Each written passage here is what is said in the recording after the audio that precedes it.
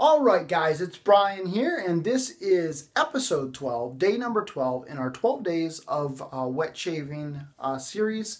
I hope you've enjoyed this. I hope you found it helpful, and I've enjoyed putting it together, and hopefully this will be helpful to someone. This has been my attempt, poor attempt as it may be, but my attempt to give back to the community that has been so generous in teaching me things and helping me. And so I hope that what I've shared with you, what I've learned over these 2 years that I've been involved in this hobby, I hope that those lessons will help you as well. Up to this point, kind of doing a bit of a recap here. Up to this point, we've talked about razors, both double-edge and single-edge razors, as well as injectors. We didn't get into shavettes or straights at all because I don't really use those as of yet. Not sure if I ever will, but and there's other guys that definitely have a better handle on those and would be better suited to speak to those things.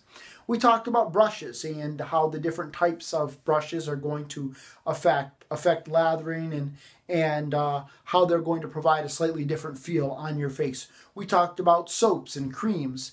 And, again, I've said many times through this series that we live in the golden age of wet shaving, and there's probably not an area that speaks to that anymore than the soaps and creams that are out there. Just the availability, the sheer number of options that we have. We're very blessed.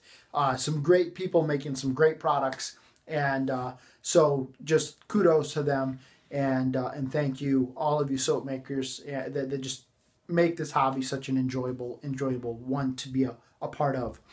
We also talked about aftershaves and shave products, not just liquid aftershaves, but also lotions and balms and alum blocks, and how that those will also provide a better, not so much a better shave, but a better experience in our shave, and how they can help tone your face.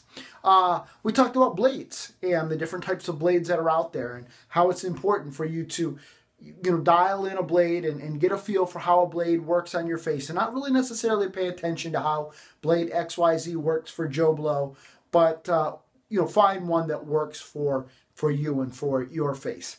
After we got done with that, that first section there, which was more about the implements of wet shaving. Then we moved into discussions with regards to technique. And our first episode on technique was the one with regards to facial prep, making sure that we prepare our faces for a great shave, making sure that our beards are well hydrated, and that we do whatever we can, whether it's a shower before or a hot towel, a hot cloth, pre-shave oil, but doing whatever we can to soften up the hairs on our face for a great shave.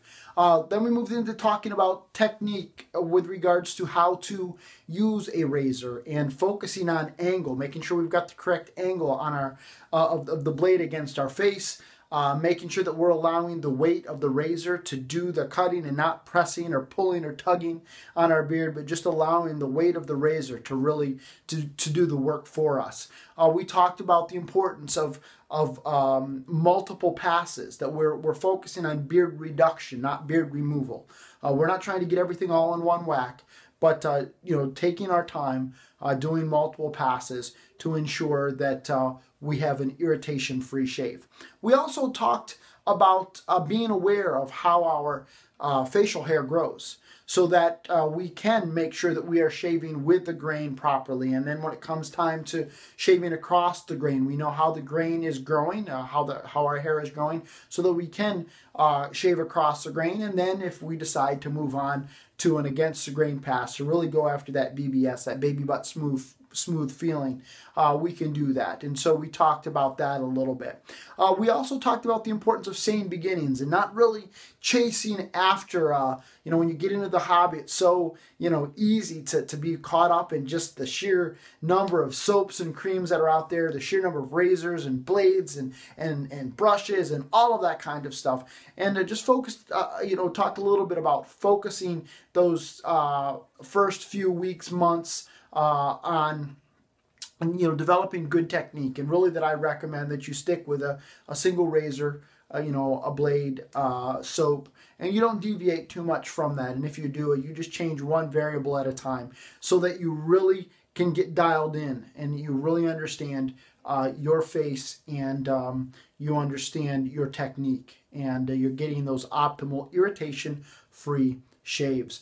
We also then talked about the bowl lathering, and how you can get really good feedback by just seeing what your technique, by looking at that bowl and seeing how much water affects your lather and your brush and all of those kinds of things.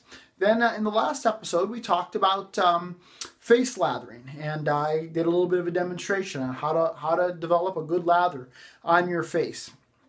And in this episode, I really want to talk about just making sure that you do what works for you.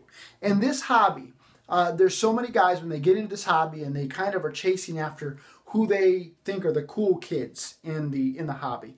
The guys with the most toys, or the guys with the most number of soaps, or the guys with a certain persona or a certain reputation, and they kind of want to what do you want to say? They kind of want to embody that person. Be careful in that regard. What you need to do when you get into this hobby is focus on what makes you happy. Focus on what is going to give you an irritation-free shave. If that means that you use a pre-shave oil, then great. Use a pre-shave oil. But if somebody else is using a pre-shave oil, don't necessarily think that you need to use a pre-shave oil. Do what works for you and for your skin. So-and-so might like a feather blade, or they might like a Persona blade or whatever. Don't worry about that. Find a blade that works for you. If a Derby blade works for you, great. If a Dorco blade works for you, great. Find what works for you. People chase after soaps all the time, and there's, some soaps that are out there that have great reputations and people absolutely love them.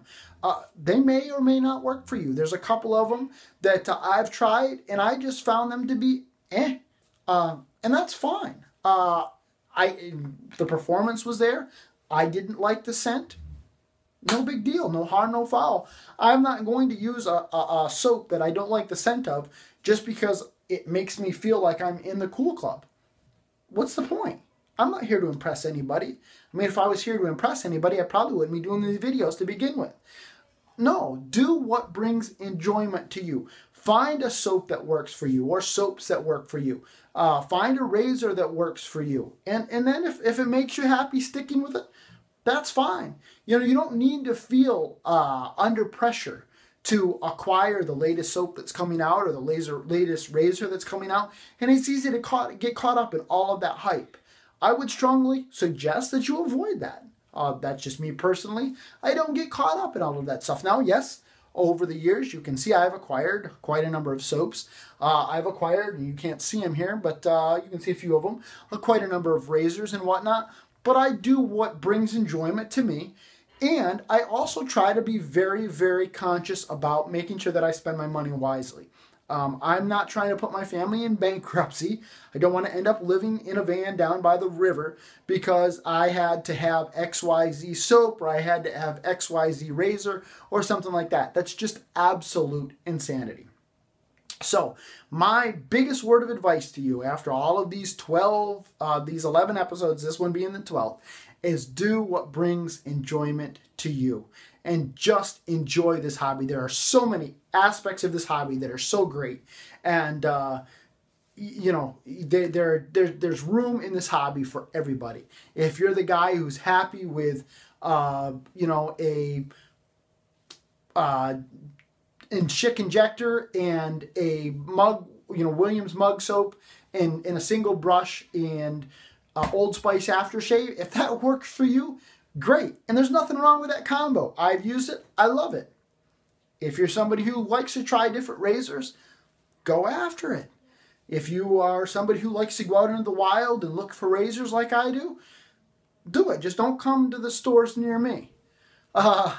I don't want any more competition. My brother's already. I got my brother converted, and now he's out looking for razors. So I got to make sure he stays on his on his side of town.